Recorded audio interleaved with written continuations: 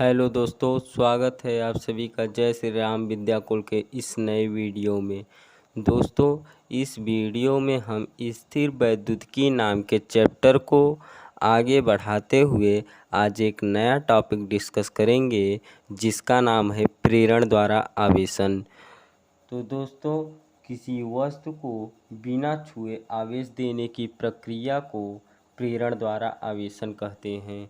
तो अब हम इसे बारीकी से समझेंगे कि प्रेरण द्वारा आवेशन क्या होता है। दोस्तों, हम यहाँ पर एक उदासीन गोला लेते हैं।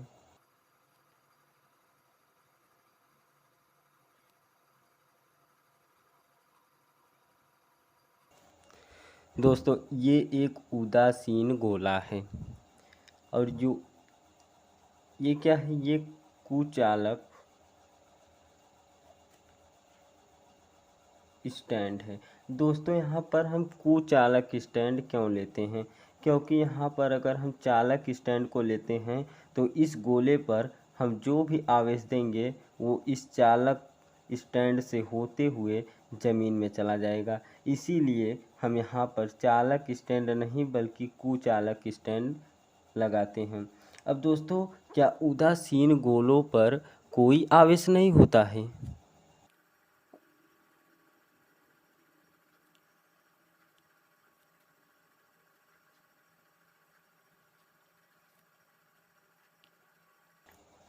दोस्तों, उदासीन वस्तु पर कोई आवेश नहीं होता है।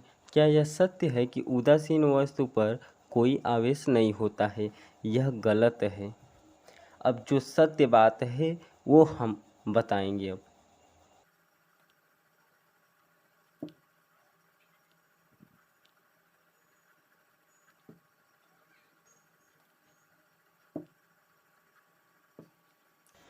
तो दोस्तों, ये जो लैंग्वेज लिखी है उदासीन वस्तु पर कोई नेट आवेश नहीं होता है, ये बिल्कुल सत्य है। क्योंकि उदासीन वस्तु पर आवेश होता है। जैसे ये एक उदासीन वस्तु है, इस पर जितने धनावेश होते हैं उतने ही ऋणावेश होते हैं और दोनों मिलकर न्यूट्रल हो जाते हैं। तो हम यह नहीं कह सकते कि उदासीन वस्तु पर कोई आवेश नहीं होता है। हम यह कह सकते हैं कि उदासीन वस्तु पर कोई नेट आवेश नहीं होता है। और इसमें क्या होता है, जो प्रोटॉनों की संख्या होती है वो बराबर होती है इलेक्ट्रॉनों की संख्या के। मतलब यहाँ पर धनावेश ऋणावेश के बराबर होता है और धनावेश ऋणावेश के बराबर होता है तो नेट आवेश शून्य हो जाता है। तो ये बात बिल्कुल सत्य है कि उदासीन गोले पर कोई नेट आवेश नहीं होता है। तो दोस्तों, यहाँ पर हम फर्स्ट स्टेप में एक उदासीन गोले को लेते हैं और उसे हम कुचालक स्टैंड पर रख देते हैं। और सेकेंड स्टेप में हम करेंगे क्या, इस उदासीन गोले के पास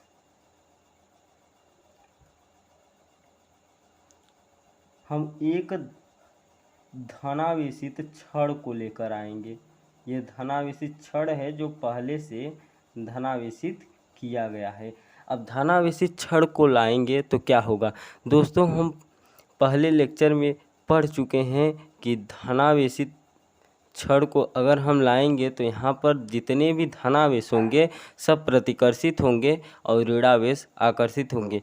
क्योंकि सजातीय आवेश एक दूसरे को प्रतिकर्षित करते हैं और विजातीय आवेश एक दूसरे को आकर्षित करते हैं। तो ये धनावेश है और ये क्या करेगा, जितने भी ऋणावेश होंगे सबको अपनी ओर आकर्षित कर लेगा और जितने भी धनावेश होंगे सबको प्रतिकर्षित करेगा।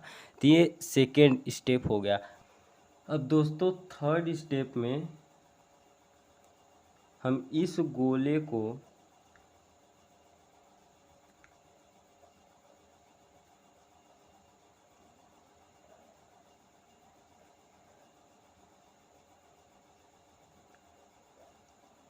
इसे हम भू संपर्कित करा देंगे।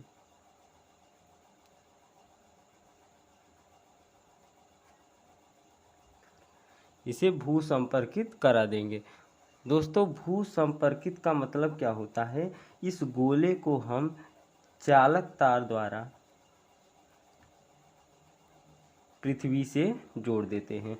तो अब होगा क्या, ये जो ऋणावेश है, ऋणावेश को तो धनावेश अपनी ओर आकर्षित किया हुआ है, और जो धनावेश है, धनावेश को ये धनावेश प्रतिकर्षित कर रहा है। तो ये धनावेश ये ज़मीन में चला जाएगा। लेकिन दोस्तों हम पहले वीडियो में पढ़े थे कि धनावेश जो होता है, प्रोटॉन जो होता है, वो स्थानांतरित नहीं होता है। क्यों? क्योंकि धनावेश का द्रव्यमान बहुत भारी होता है, 1837 गुना होता है इलेक्ट्रॉन के द्रव्यमान का, जो प्रोटॉन का द्रव्यमान होता है। और प्रोटॉन के मध्य दुनिया का सबसे प्रबल नाभिकीय बल होता है, जिससे यह स्थानांतरित हो ही नहीं सकता। तो क्या होगा, पृथ्वी के अंदर से इलेक्ट्रॉन आते हैं और इसे न्यूट्रलाइज कर देते हैं। तो अब करेंगे क्या हम चौथे स्टेप में, दोस्तों चौथे स्टेप में हम इस धनावेशित छड़ को, ये जो धनावेशित छड़ है, इसे हटाए बिना हम इस भू संपर्कित को कट कर देंगे, मतलब हटा देंगे। तो अब क्या होगा, पांचवा स्टेप में पहले, चौथे स्टेप में करेंगे क्या, पहले हम ये भू संपर्कित को कट करेंगे, फिर दूसरे इसके करने के बाद हम ये धनावेशित छड़ को हटा देंगे। तो पहले इसे हटाएंगे फिर इसे हटाएंगे। अगर हम पहले इसे हटाएंगे तो अभी तक तो ये ऋणावेश धनावेश के कांटेक्ट में है। अगर हम ये धनावेशित छड़ को हटा देंगे तो ये ऋणावेश आवेशित गोले पर पूरे फैल जाएगा और फैलते हुए इस चालक तार द्वारा ज़मीन में चला जाएगा। तो हमारे आवेशित करने की जो प्रक्रिया हो गई वो नष्ट हो जाएगी। तो सबसे पहले हम इस भू संपर्कित को कट करेंगे, फिर उसके बाद धनावेशित छड़ को हटा देंगे। तो ये जो उदासीन गोला है, इस पर ऋण आवेश एक समान रूप से वितरित हो जाएगा। तो यहाँ पर दोस्तों देख सकते हैं, इस गोले को हम ऋणावेशित कर चुके हैं। और यहाँ पर देख सकते हैं जितनी भी प्रक्रिया हुई है, हम कहीं पर भी इस गोले के संपर्क में कोई दूसरा धनावेशित या ऋणावेशित गोला नहीं लाए हैं। बिना छुए यहाँ पर देख सकते हैं धनावेशित छड़ जो है ये इसे टच नहीं कर रहा है। तो इसी को प्रेरण द्वारा आवेशन कहते हैं। अब दोस्तों यहाँ पर एक दो पॉइंट और डिस्कस करते हैं। यहाँ पर दोस्तों देख सकते हैं हम धनावेशित छड़ को लेकर आए थे और गोले पर लास्ट में ऋणावेशित आवेश आया, मतलब ऋण आवेश आया। अगर दोस्तों हम यहाँ पर ऋण आवेशित छड़ को ले जाते तो ये धनावेशित वाले को अपनी ओर आकर्षित करता और ऋणावेशित वाले को प्रतिकर्षित करता, फिर इसे भू संपर्कित कराते तो ऋणावेशित स्थानांतरित होता है, यह आसानी से ज़मीन के अंदर चला जाता और गोले पर धनावेश एक समान रूप से वितरित हो जाता। तो यहाँ से क्या देखने को मिलता है कि अगर हम धनावेशित छड़ को लेते हैं तो गोले पर उसके विपरीत आवेश आता है, जो भी छड़ लेते हैं उसके विपरीत आवेश गोले पर आता है। अब दोस्तों हम एक टॉपिक और लेते हैं, दो गोलों का एक साथ प्रेरण द्वारा आवेशन। तो यहाँ पर दोस्तों हम दो गोला लेंगे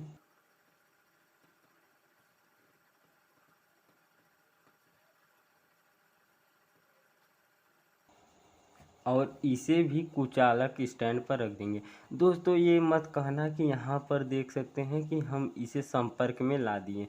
यहाँ पर ये दोनों गोला, ये ए है ये बी मान लेते हैं, दोनों गोला उदासीन है। उदासीन को उदासीन से संपर्कित कर सकते हैं, उदासीन को आवेशित से नहीं कर सकते। तो यहाँ पर दोनों गोले उदासीन हैं। इसका मतलब जितना इस गोले में धनावेश है उतना इस गोले में ऋणावेश है, और जितना इस गोले में धनावेश है उतना ही इस गोले में ऋणावेश है। क्योंकि हम अभी भी पढ़े हैं कि उदासीन वस्तु पर आवेश होता है लेकिन नेट आवेश नहीं होता है, मतलब जितने धनावेश होते हैं उतने ही ऋणावेश होते हैं। तो ये पहला स्टेप हो गया। और दूसरे स्टेप में हम क्या करेंगे, इस उदासीन गोले के पास हम कोई धनावेशित छड़ को लेकर आएंगे अब इस उदासीन गोले के पास हम एक धनावेशित छड़ को लेकर आएंगे। अब दोस्तों ये धनावेशित क्षण क्या करेगा, दोनों गोले में जितने भी ऋणावेश होंगे सबको अपनी ओर आकर्षित कर लेगा, क्योंकि विजातीय आवेश एक दूसरे को आकर्षित करते हैं और सजातीय आवेश एक दूसरे को प्रतिकर्षित करते हैं। तो प्लस वाले को प्लस प्रतिकर्षित करेगा और माइनस वाले को आकर्षित करेगा। और दोस्तों थर्ड स्टेप में हम क्या करेंगे, दोस्तों अब थर्ड स्टेप में इस धनावेशित क्षण को हटाए बिना इस दोनों गोले को अलग कर देते हैं। तो इन दोनों गोले को अलग कर देंगे।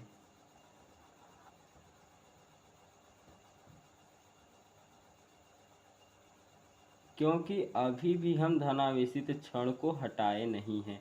अगर धनावेशित क्षण को हटाकर इसे हटाकर इस दोनों गोलों को अलग करेंगे तो ये फिर एक समान रूप से फैल जाएगा, ये भी फैल जाएगा, तो हमारा आवेशन नहीं हो पाएगा। अब दोस्तों यहाँ पर देख सकते हैं हम धनावेशित क्षण को हटाए बिना दोनों गोलों को अलग कर चुके हैं। अब क्या करेंगे, हम धनावेशित क्षण को हटा देंगे। तो चौथे स्टेप में दोनों गोले पर आवेश एकत्रित हो जाएगा, एक समान रूप से वितरित हो जाएगा।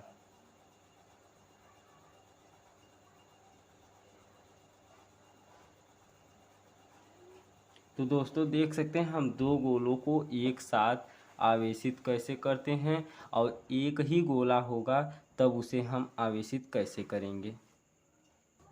तो दोस्तों यहीं पर ये लेक्चर समाप्त करते हैं। अगले वीडियो में इस चैप्टर के बारे में और जानकारी प्राप्त करेंगे। Thanks for watching. Please subscribe the channel, press the bell icon for the notification.